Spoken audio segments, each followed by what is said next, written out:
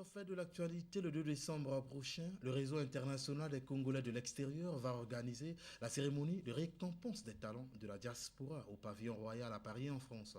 Quels sont les prix? Toutes ces questions ont fait l'objet d'un point de presse organisé ce dimanche dans un hôtel de la place Eda Chevry Diakonzila Kwamala.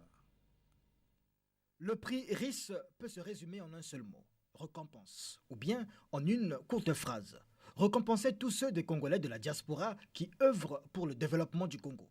Une initiative du RIS, bien entendu, le réseau international des Congolais de l'extérieur. Le plus grand critère de sélection est d'abord le lien avec le Congo.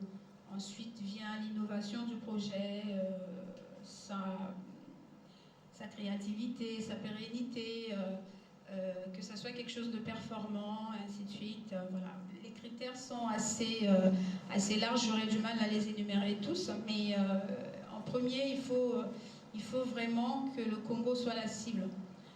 Voilà. Et le RIS donc a plusieurs actions à mener. On a mis l'action en premier sur ce prix, mais au-delà du prix, il y a d'autres actions que nous mettrons en œuvre après la première édition du prix, parce que là c'est juste la première édition, c'est le lancement du prix, l'édition 2011, qui va avoir un jury présidé par l'ambassadeur du Congo en France, en sachant que les autres éditions de ce prix auront toujours comme président du jury les ambassadeurs du Congo en France. L'édition inaugurale se tiendra le 2 décembre prochain en soirée au pavillon de Paris en France, avec au programme 3 prix: celui de l'entrepreneur, celui du projet associatif et puis le prix du parcours individuel. Comme annoncé, notre deuxième invitée dans ce journal, il s'agit de Madame Edith Laure Itoua. Elle est parmi les fondateurs du réseau international des Congolais de l'extérieur. Madame Itoua, bonsoir. Bonsoir. On vous a suivi dans le reportage. Rapidement, c'est quoi le prix RIS? Le prix RIS, comme justement vous l'avez vu dans le reportage, est une récompense que nous avons pensé donner à tous ceux qui ont des projets performants vers le Congo, les mettre en lumière, en fait, parler de ces gens-là, les aider à réaliser leurs projets et leur témoigner une certaine reconnaissance. À ce jour, est-ce qu'il y a une certaine mobilisation de la part de notre diaspora qui est concernée justement? Absolument. Dès que le prix a été lancé dans la presse, on a eu de nombreuses candidatures. On a eu une bonne centaine, alors qu'on n'a pas eu beaucoup de temps pour mettre le projet sur les ondes, enfin dans les médias.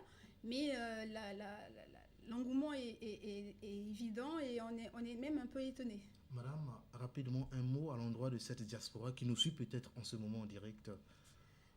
Ce que je veux dire à la diaspora, c'est qu'il ne faut pas tourner le dos au pays. Il faut continuer à créer, à mettre en place des projets, à se renseigner pour savoir ce qui se passe au Congo.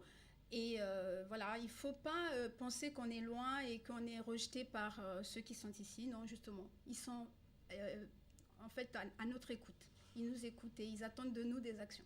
Merci, Madame Edith Laure Itoua. Je rappelle aux téléspectateurs que vous êtes parmi les fondateurs du réseau international des Congolais de l'extérieur. Poursuivons ce journal. La page